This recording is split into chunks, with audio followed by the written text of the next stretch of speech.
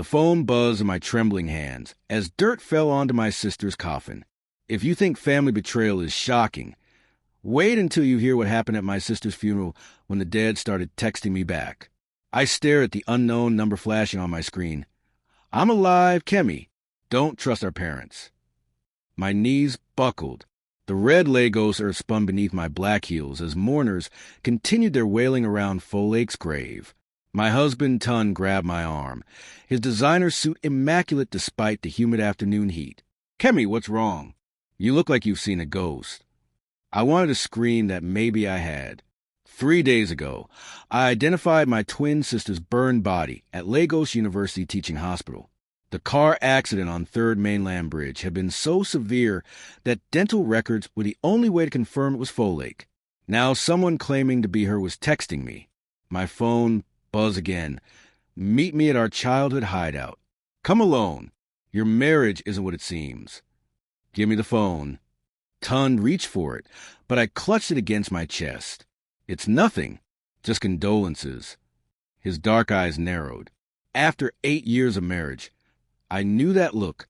Tun was hiding something, just like he'd been acting strained for weeks before Folake's death. Late nights at the office, whispered phone calls, unexplained charges on our joint account.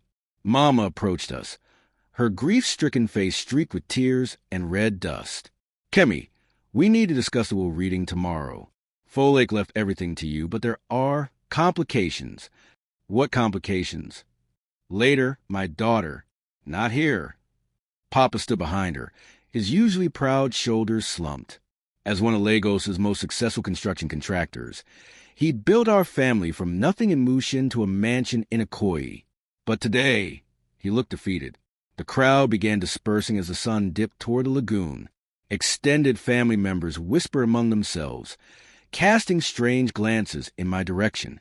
Something was wrong beyond Folake's death. My phone vibrated with another message. They killed me, Kemi. The accident wasn't an accident. Check Tun's phone tonight. My blood turned to ice. I looked at my husband, who was now deep in conversation with my father. Their voices were low, urgent. When they noticed me watching, they both went silent. I need to go home, I whispered to Tund. Of course. This has been overwhelming. His concern seemed genuine, but the phone messages had planted seeds of doubt that were growing by the minute. As we drove through Lagos traffic in Tund's Range Rover, I studied his profile. His jaw was tense, fingers gripping the steering wheel tighter than necessary. We'd been college sweethearts at the University of Lagos, married young against my parents' initial wishes. They wanted me to marry someone from a better family, but Tund had worked hard to prove himself worthy of their daughter. Maybe too hard. Tund, where were you the night Folake died? At the office, remember? I told you I had that important contract proposal. Until 3 a.m.? You know how demanding my architecture firm can be. But I was remembering now. Folake had called me that evening, upset about something. She'd mentioned wanting to tell me a secret about Tund, but we'd been interrupted when her phone died. She'd promised to come over the next morning to talk. She never made it. The accident happened at 2:47 a.m. on her way to... Where exactly had she been going at that hour? My phone buzzed. He was with me that night, sister. Your husband is not who you think he is. The message included a photo that made my world shatter. It was Tund, shirtless, in what looked like a hotel room. But he wasn't alone. A woman's hand was visible on his chest, wearing a ring I recognized immediately. Folake's ring, the one buried with her body just hours ago. I stared at Tund as he navigated traffic, humming softly to himself. This man I'd shared a bed with for 8 years had been sleeping with my twin sister. And now Folake was claiming the car crash that killed her was murder. Kemi, you're very quiet. Are you okay? Just tired. I managed, though my heart was hammering so hard I was sure he could hear it. As we pulled into our compound in Victoria Island, I made a decision. Tonight, while Tund slept, I would go through his phone, his laptop, his entire life if necessary. If my dead sister was somehow alive and warning me about danger, I needed to know the truth. Because if Tund could betray me with Folake, what else was he capable of? The secrets buried with my sister were about to crawl out of the grave. But would I survive what I was about to discover?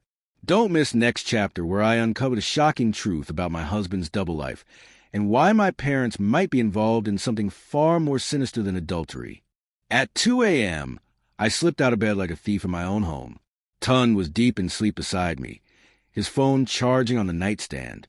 Earlier that evening, he'd been unusually affectionate, ordering my favorite suya and putting on Nollywood movies to help me relax. Now I knew it was guilt masquerading as care. My hand shook as I entered his passcode, our wedding anniversary. The irony wasn't lost on me. The first thing I found were the photos, dozens of them dating back 6 months. Folklore in lingerie I'd never seen before. Tun and Folklore kissing in hotel rooms across Lagos. The Eco Hotel, Federal Palace. Even the small boutique hotel in Acadia where we'd spent our first anniversary. But it was the messages that destroyed me completely. Folklore. When are you going to tell her? Tund. Soon, after the Abuja project clears. I need the divorce to be clean. Folklore. I'm tired of hiding. Kemi deserves to know. Tund. Just a few more weeks. Trust me. The timestamp showed this conversation happened the day before Folklore died. I scrolled further, bile rising in my throat. Tund. She's getting suspicious. Maybe we should take a break. Folklore. Take a break? I'm pregnant, Tund.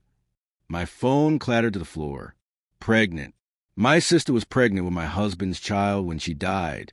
I kept reading, each message a knife to my heart. Folklore. I'm telling her tomorrow, with or without you. Tund. Don't do anything stupid, Folklore. You don't understand complications. Folklore. What complications? You mean your precious reputation? Or the money you've been stealing from her father's construction company? My blood froze. Money stolen from Papa's company? The messages continued. Tund. It's not stealing. It's borrowed. The Dubai investment will pay everything back. Folklore. You've taken 50 million naira from contracts meant for schools and hospitals. That's not borrowing, that's theft. Tund. Your father knows. He's been helping me. Papa knew? My father was involved in this betrayal? The last message from Folklore was sent at 2:15 a.m. the night she died. Folklore. I'm coming to your office. We're ending this tonight. If you don't tell Kemi, I will. Tun's response came at 2:20 a.m. Folklore. Don't come here. It's not safe. She'd read the message but never replied. At 2:47 a.m., her car had crashed into the lagoon. My mysterious texter was right. The timing was too convenient to be an accident. I screenshot everything and sent it to my email, then carefully placed Tun's phone back on the charger. My hands were steady now, rage replacing shock. In our home office, I found Tun's laptop open, password protected, but I knew my husband's habits. He used the same password for everything, Tun Kemi 2016. What I found in his files made the affair look like a minor betrayal. Bank statements showed transfers totaling 73 million naira from Papa's company accounts to a Dubai investment firm that didn't exist. The money had been funneled through Tun's architecture business, making it look like legitimate consulting fees.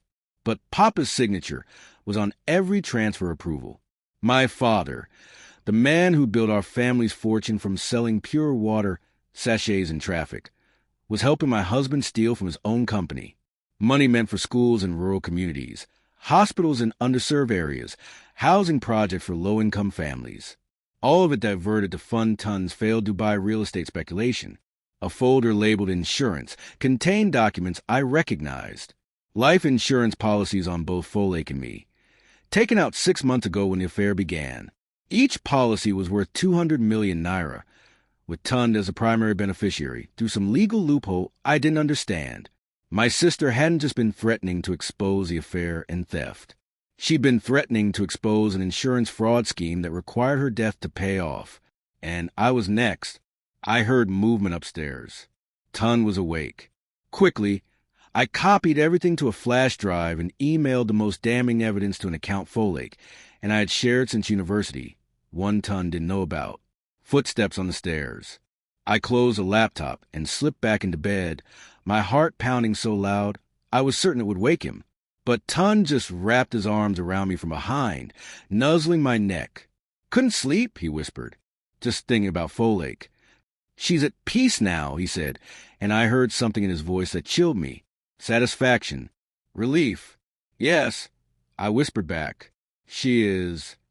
But as I lay there in the darkness, planning my next move, my phone buzzed one final time. The message was from Folake's old number. "Tomorrow at the will reading, you'll understand everything. The lawyer has a recording. Trust no one, not Tun, not Papa, not even Mama. Your life depends on it." I realized my sister hadn't just been warning me about the affair. She'd been trying to save my life.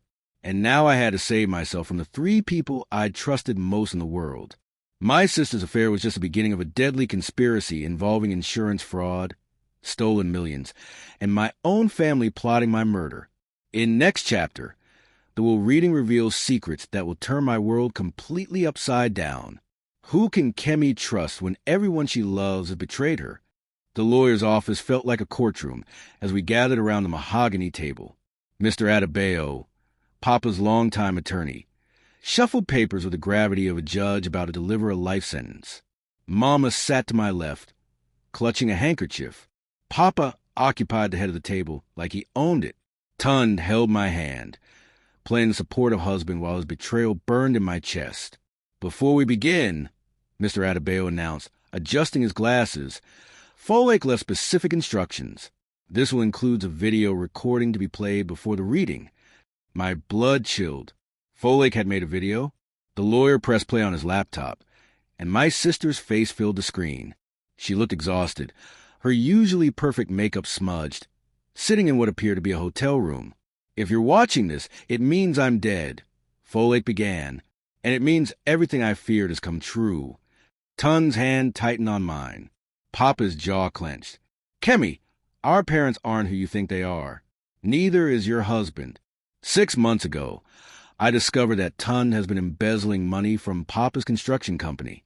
What I didn't know was that Papa was helping him." Mama gasped dramatically, but I noticed she didn't look surprised. The money, 73 million naira, was supposed to fund schools and hospitals. Instead, it's been invested in a fake Dubai real estate scheme designed to disappear the funds entirely. But that's not the worst part. My sister looked directly into the camera, her eyes filled with tears and terror. "They took out life insurance policies on both of us. Kemi, 200 million each. The plan is to stage accidents, make it look like unfortunate tragedies. They needed the insurance money to cover the embezzlement before anyone discovered what they'd done." The room was dead silent, except for the whir of the air conditioner. "I made the mistake of confronting Tun about the affair," Folake continued. "Yes, we were sleeping together. I'm not proud of it, but I thought I loved him. When I found out about the money, I realized he'd been using me to get information about Papa's business dealings. I was going to expose everything, but..." She paused, wiping her eyes. "But they found out. That night I died, I was supposed to meet Tun at his office to give him one final chance to come clean. Instead, I think he arranged for my car to crash." Papa stood abruptly. "This is ridiculous." Folake was clearly having a mental breakdown. "Sit down, Papa." My voice was steel. "Let her finish." On screen, Folake leaned forward urgently. "Kemi, I hid evidence in our old spot, the mango tree behind Mama's house in Mushin. Bank records, recorded phone calls, everything. But more importantly, I'm pregnant. The baby is Tun's, and it's the only thing keeping me alive right now. They can't kill me while I'm pregnant because it would complicate the insurance claims." My sister's hand moved to her belly protectively. "But after the baby is born, they'll come for me, and then they'll come for you. Don't trust anyone. Not even..." The video cut off abruptly. Mr. Adebayo cleared his throat. "This recorder was delivered to my office 3 days before Folake's death, along with sealed instructions." "This is madness," Tun said, his voice shaking. Folake was obviously having some kind of breakdown. The pregnancy hormones. "She wasn't pregnant when she died." Mama interrupted suddenly, then caught herself. The room went cold. "How would you know that, Mama?" I asked quietly. The autopsy report mentioned no pregnancy. The autopsy report isn't public record. How did you see it? Mama's face went pale. Papa reached across and touched her arm, a warning gesture I'd seen 1,000 times growing up. Mr. Adebayo continued reading. Folklore will leave everything to her sister Kemi, but with conditions. The inheritance includes detailed financial records proving embezzlement from Adebayo Construction Company, recorded conversations between Tun Ogundipe and various parties discussing insurance fraud, and documented evidence of conspiracy to commit murder. He handed me a thick envelope. She also left this message. Kemi, by the time you read this, you'll know the truth. Don't go home. Don't trust anyone in this room. The evidence will protect you, but only if you use it wisely. I opened the envelope with trembling fingers. Inside were bank statements, photographs, and USB drives. But at the top was a note in Folek's handwriting. Check the foundation of the house Papa is building in Abuja, the one Tun designed. That's where the missing money went, and where they plan to hide your body after the accident. I looked around the room at these people I called family. Tun's face was a mask of panic. Papa looked furious. Mama would meet my eyes. There's more, Mr. Adebayo said. Folek arranged for copies of all evidence to be sent to the Economic and Financial Crimes Commission, the police, and 3 major newspapers if anything happened to either of you. The only thing preventing their release was a weekly check-in from Folek herself. What does that mean? I whispered. It means since Folek died 3 days ago, and you haven't sent the cancellation code she provided, the evidence will be released tomorrow at noon unless you actively stop it. Tun shot to his feet. This is insane. You can't believe any of this. But I was remembering things now. Papa's sudden interest in Tun's architectural projects. Mama's questions about my daily routines, my gym schedule, my driving routes. The way they'd all encouraged me to update my will after Folek's death. They'd been planning this for months.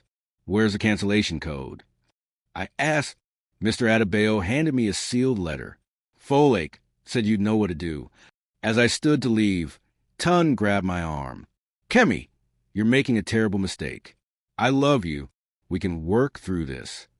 I looked into his eyes. The same eyes that had looked at me with love for 8 years, that had lied to me for the past 6 months, that had watched my sister's body burn while planning my own death. Let go of me, I said quietly. Kemi, please.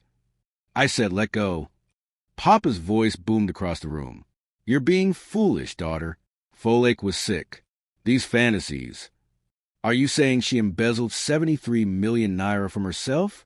That she faked bank records and recorded fake conversations?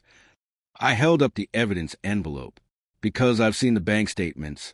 Papa, I know what you did. The mask finally slipped from his face. For a moment, I saw the cold calculation that built our family's empire. The ruthlessness that climbed from selling pure water in traffic to owning half of Lagos construction market.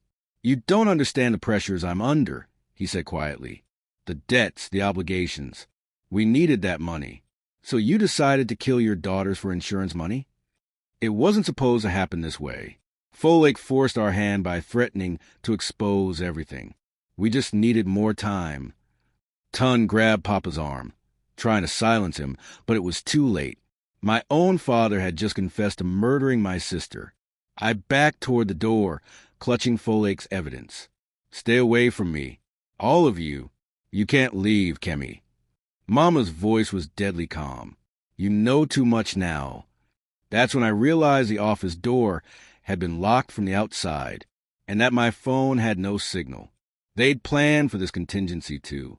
Trapped in a lawyer's office with her sister's killers. Kemi must use everything Folek taught her about survival to escape with the evidence that could bring down her entire family. But with no phone signal and no way out, how can she possibly survive what comes next? Next chapter will reveal if the dead can truly protect the living. The locked door handle wouldn't budge, no matter how frantically I twisted it. Mr. Adebayo. I turned to the lawyer, but his apologetic smile told me everything. He'd been part of this from the beginning. I'm sorry, Kemi. Your father has been my client for 20 years. I couldn't let you destroy his life over some misunderstanding. Misunderstanding. My voice cracked. He murdered Folek. Papa stepped forward, his hands raised peacefully. "Sit down, daughter. Let's talk reasonably about this." But I was remembering Folake survival lessons from our teenage years, when we'd sneak out to parties in dangerous neighborhoods. Always have an escape plan. Always have a backup. Never trust anyone completely. Not even each other. My phone still had no signal, but I opened the camera and hit record. "What are you doing?" Tun demanded. "If you're gonna kill me, at least let me say goodbye to someone." "No one's killing anyone," Mama said, but her eyes were cold. "We just need to discuss how to handle this situation." I kept recording, backing toward the window. "You mean how to cover up Folake's murder and make mine look like suicide?" "The stress of losing your twin sister," Mr. Adebayo suggested helpfully. "Very believable." That's when I noticed something that made my heart race with hope. The window behind the lawyer's desk wasn't just unlocked. It was slightly open, and this was only the second floor. But first, I needed to buy time. The evidence releases automatically tomorrow. I lied smoothly, unless I send a specific code from my phone every 24 hours. If I die, everything goes public anyway. Papa frowned. Adebayo said there was a cancellation code. That's to stop the release permanently. But there's also a daily check-in requirement Folake didn't tell him about. I held up my phone. No signal, no check-in, no stopping the story. It was complete fiction, but they didn't know that. Tun pulled out his phone. "I have signal. Use mine." The code only works for my number. Folake wasn't stupid. Mama whispered something to Papa in Yoruba. Something about time running out and needing to move quickly. That's when I made my break. I lunged to the window, shoving it open wider as hands grabbed at my dress. The drop to the courtyard looked terrifying, but staying meant certain death. "Stop her," Papa shouted. I threw one leg over the windowsill as Tun's hands closed around my arm. Without thinking, I drove my elbow back into his nose, feeling cartilage crunch. He released me with a howl of pain. The jump nearly broke my ankles, but adrenaline kept me moving. I ran across the courtyard toward the street, shouting for help. But this was Victoria Island at mid-afternoon. Everyone was indoors avoiding the heat. Behind me, I could hear them thundering down the building stairs. I reached my car and fumbled with the keys, my hands shaking so badly I could barely get them in the ignition. The engine turned over just as Papa reached the passenger door. I floored the accelerator, tires squealing as I pulled into Lagos traffic. In my rearview mirror, I saw Tun holding a bloody handkerchief to his nose while Papa screamed into his phone. They'd be calling their contacts in the police force, spinning some story about a grieving widow having a mental breakdown. I had maybe an hour before roadblocks went up. I needed the evidence Folake had hidden. The old family compound in Mushin looked smaller than I remembered. Mama's original house, the one Papa had bought her before his construction business took off, sat behind high walls that now seemed pathetic compared to our Ikoyi mansion. But the mango tree was still there, massive and ancient in the backyard. I found the hollow Folake, and I had discovered his children, now covered with metal plates she'd installed recently. Inside was a waterproof container holding USB drives, documents, and a phone I didn't recognize. The phone had one video message waiting. "If you're watching this, it means they tried to kill you too," Folake's recorded voice said. "I'm sorry I involved you in this, but I needed insurance in case something happened to me." Her face appeared on screen, and I nearly broke down. She looked so much like me, like looking into a mirror. I recorded everything, Kemi. Phone calls between Papa and his Dubai contacts. Video of Tun accessing the company accounts. Even audio of them discussing how to stage our accidents to look convincing. She held up a small device. "This contains enough evidence to put them all in prison for life. But more importantly, I found out who's really behind the Dubai investment scheme. It's not just about stealing from Papa's company." My blood chilled. Papa owes money to some very dangerous people, the kind who make people disappear when they don't pay. The embezzlement was supposed to pay them off, but when the Dubai investment failed, Papa got desperate. The insurance money from our deaths is his last chance to avoid being killed himself. So Papa wasn't just greedy, he was desperate. which made him infinitely more dangerous. I've already contacted a journalist at the Punch newspaper, Biodun Okafor. She's been investigating corruption in the construction industry. If anything happens to me, give her everything. She'll know what to do. The video ended with an address in Acadia. I was copying the files to my phone when I heard cars pulling up outside, multiple engines, doors slamming. Through the window, I saw Papa's Range Rover and 2 police cars. He'd found me faster than expected, but Folake had planned for this too. At the back of the container was a motorcycle key and a note. Papa never knew about the Okada I bought. It's parked behind Mrs. Odia's house next door. Take the back roads to Acadia. Trust no one in uniform. Papa owns half the police in Lagos. Even in death, my sister was saving my life. I grabbed everything and slipped out the back door as heavy footsteps approached the front of the house. Mrs. Odia's compound was empty, and the small motorcycle started on the first try. As I navigated Lagos back streets toward Acadia, dodging potholes and traffic, I could hear sirens behind me, but they were searching the main roads, while I took routes only locals knew. The Punch newspaper offices were in chaos when I arrived. Deadline pressure, phones ringing, reporters shouting across the room. I asked for Biodun Okafor and was pointed toward a woman in her 40s, hunched over a laptop. "I'm Kemi Ogundipe," I said. "Folake's sister." Her head snapped up. "Where have you been? I've been trying to reach you for days." When Folake didn't check in, "She's dead. They killed her." Biodun's expression hardened.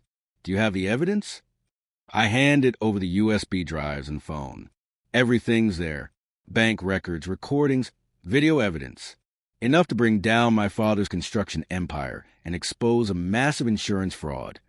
She plugged in the first drive, and her eyes widened as files loaded. "This is incredible, but we need to move fast.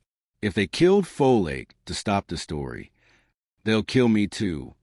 I looked toward the windows nervously. "How quickly can you publish?" "Give me 2 hours. But you need somewhere safe to wait. They have contacts everywhere." That's when my phone rang. Unknown number. I answered hesitantly. "Hello, Kemi." The voice was distorted, electronic. "This is Folake." My blood turned to ice. That's impossible. I had to fake my death to escape them. The body in the car was someone else, a Jane Doe from a morgue. I've been hiding, gathering more evidence. But now they know I'm alive. The world spun around me. "Folake, is it really you?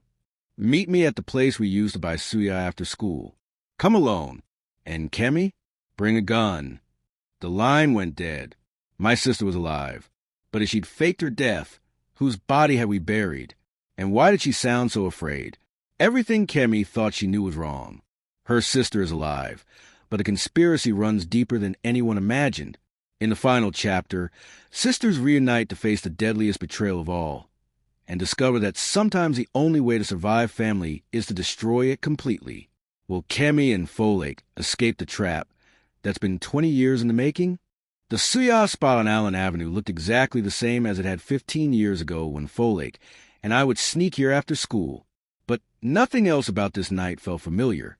I sat at our usual table, a pistol I bought from a street dealer heavy in my purse, watching every shadow.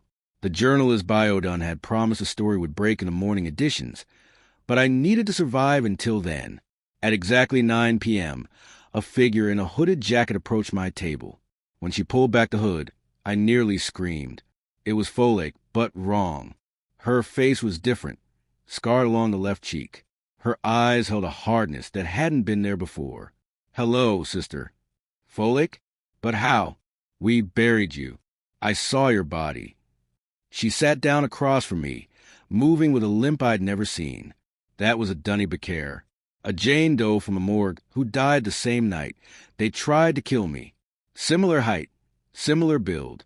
After the fire, dental records were the only identification method. But the dental records matched, because I switched them 3 months ago. I've been planning this for a long time, Kemi. My head was spinning. "Why didn't you tell me? Do you know what I've been through?"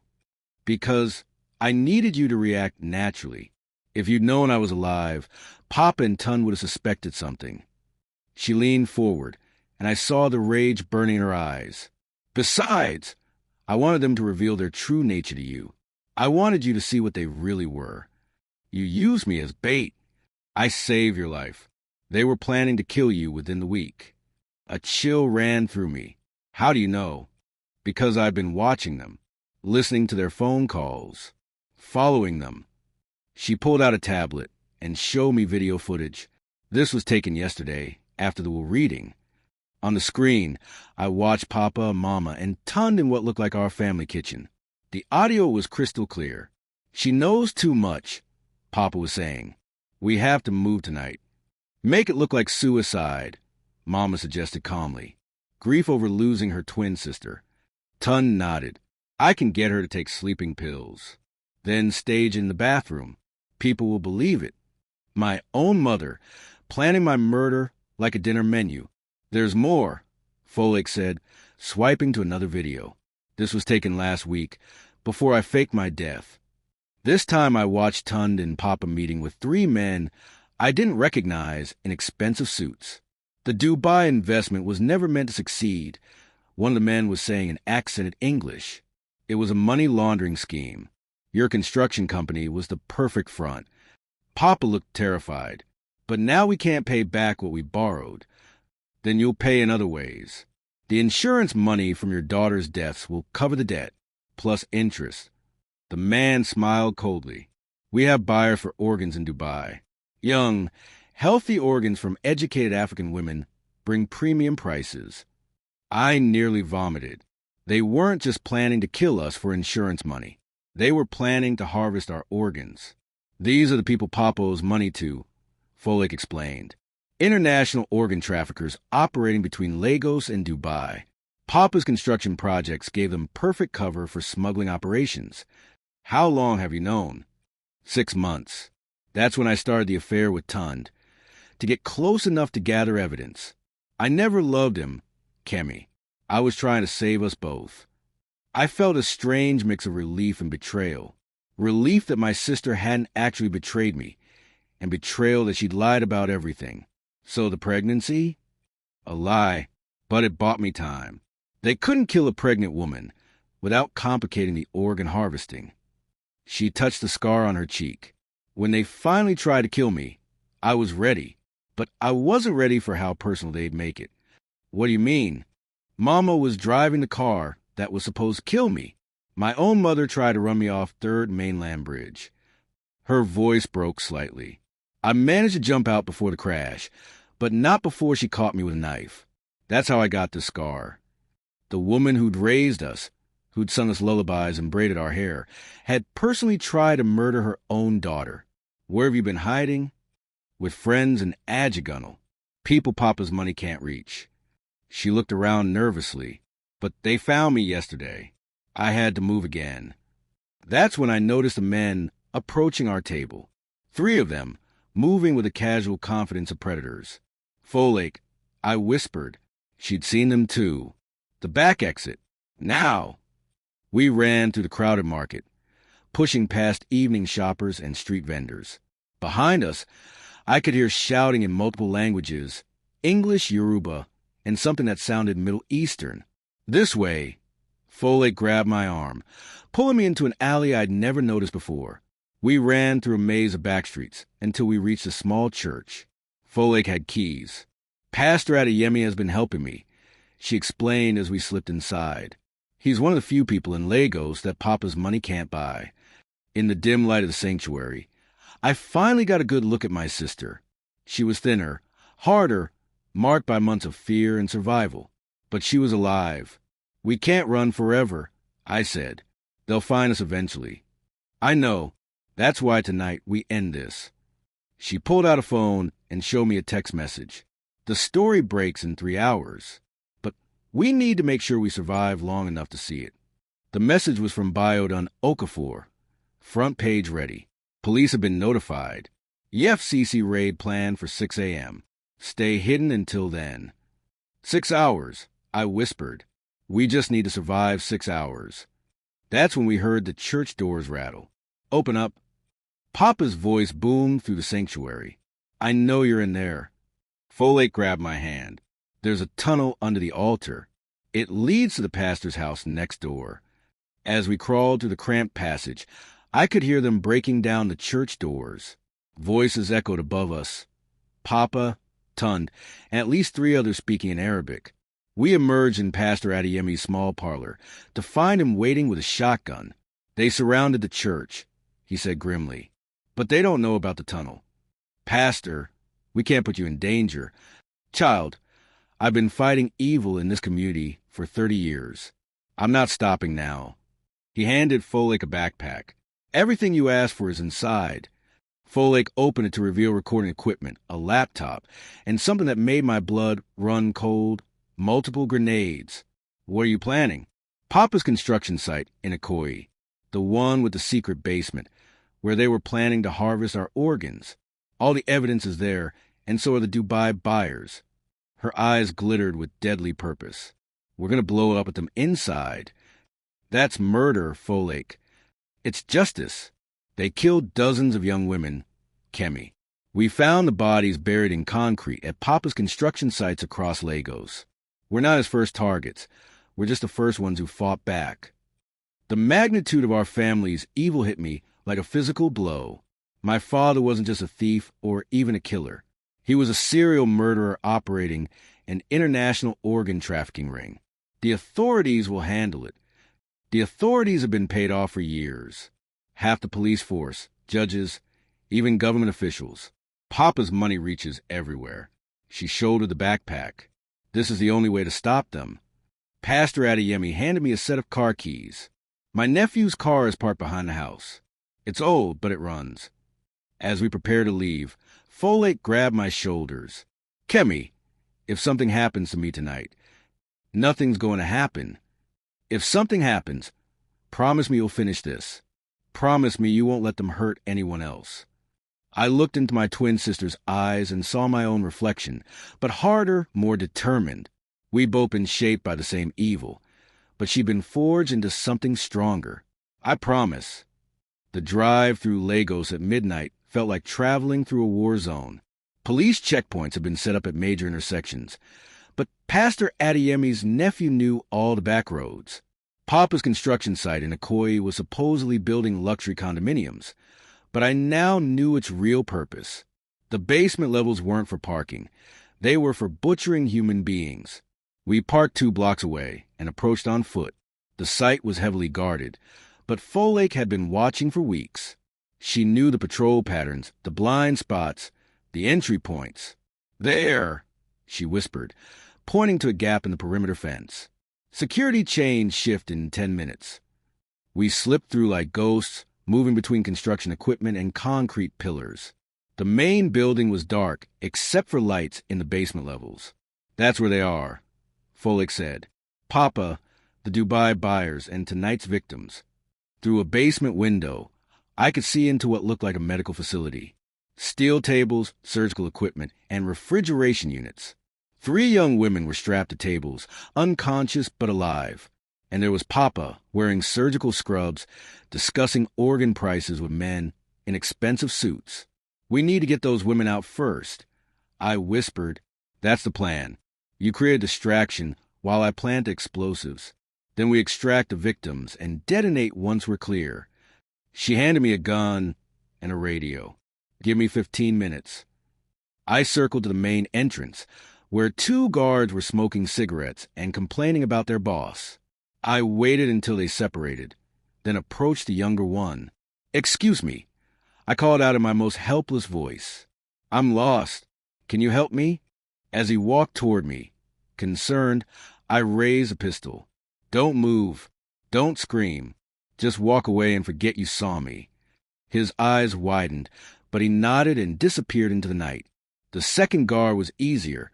I came up behind him while he was distracted by his phone. Inside the building, I could hear Folake moving to the levels above, placing charges at structural points. My job was to reach the basement and prepare the victims for extraction. The basement felt like descending into hell. The smell of antiseptic couldn't mask the underlying odor of death and fear. In the main surgical suite, I found the three women and began cutting their restraints. That's when I heard footsteps behind me. "Hello, daughter." Papa stood in the doorway, still wearing bloody surgical gloves. Behind him were Tund and two of the Dubai buyers. "I have to admit, I'm impressed," Papa continued. "Folake's plan was brilliant. Faking her death, gathering evidence, turning you against us. If she weren't my daughter, I'd be proud. She's not your daughter anymore. Neither am I." Papa smiled sadly. "Blood is blood, Kemi. Family is forever. You murdered children for money. You stopped being family the moment you decided we were worth more dead than alive. I saved this family from poverty. Everything I did was to build something lasting." His voice turned cold. "But you forced me to destroy my own legacy." Tun stepped forward. "Kemi, it doesn't have to end this way. We can still work this out." "Work what out?" "The part where you harvest my organs, or the part where you sell them to these monsters." One of the Dubai buyers spoke in accented English. "The merchandise is becoming difficult. Perhaps we should proceed with processing." Papa nodded. "Sedate her." That's when the building shook with the first explosion. Folake's voice crackled through my radio. "Charges set. Get out now." I dove behind one of the surgical tables as concrete dust rained from the ceiling. In the chaos, I managed to drag one of the unconscious women toward the emergency exit. But Papa was faster. He grabbed my arm, his grip like iron. "You're not leaving without saying goodbye." The second explosion was closer, and I felt the building beginning to collapse. Emergency lighting flickered on as the main power died. "The whole building's coming down." Tun screamed. Papa looked around at his crumbling empire, then at me. For a moment, I saw something almost like regret in his eyes. "I really did love you girls," he whispered. Then he shoved me toward the exit and turned back for the Dubai buyers, who were trapped under fallen concrete. I dragged two of the women to safety before the final explosion brought down the entire structure. The third woman didn't make it, but neither did Papa, Tund, or any of the organ traffickers. When the dust settled, Folake found me sitting in the rubble, crying. "It's over," she said, pulling me into her arms. "Is it?" "Mama's still out there. The police Papa bought off are still in power. The story's already broken. Biodun published everything online an hour ago. EFCC raids are happening across Lagos as we speak." She showed me her phone, where news alerts were flooding in. Construction King's organ trafficking empire exposed. Dozens of bodies found at Adebayo construction sites. Massive corruption scandal rocks Lagos. Mama's been arrested, Folake continued, along with 15 police officers, 3 judges, and half of Papa's business associates. I looked at the burning remains of the building where my father had died, where my husband had chosen money over love, where innocent women had been butchered for profit. What happens to us now? We disappear. New identities, new lives. The trafficking ring had contacts everywhere. Some will escape the raids tonight. She helped me to my feet, but we'll be watching, making sure justice gets served. You mean we become vigilantes? I mean we become the family we should have been. Protectors instead of predators. As sirens wailed across Lagos and my old life burned behind us, I realized that sometimes the only way to save your family is to destroy it completely. The funeral had been real after all. Kemi and Folake Adebayo died that night, buried under the weight of their father's sins. But the women who walked away from those flames were something new, something stronger, something their parents should have feared. In the end, the greatest betrayal came from blood itself, but sometimes the family you choose is stronger than the family you're born into. Kemi and Folake's story proves that even when everyone you trust becomes your enemy, the bond between sisters can survive anything, even death itself. What would you do if you discovered your entire family was plotting your murder? Could you make the ultimate sacrifice to stop evil, even if it meant destroying everything you once loved? Share your thoughts in the comments below, and don't forget to subscribe for more shocking true crime stories that will keep you awake at night. The darkness in human hearts runs deeper than you can imagine, and sometimes the only light comes from burning it all down.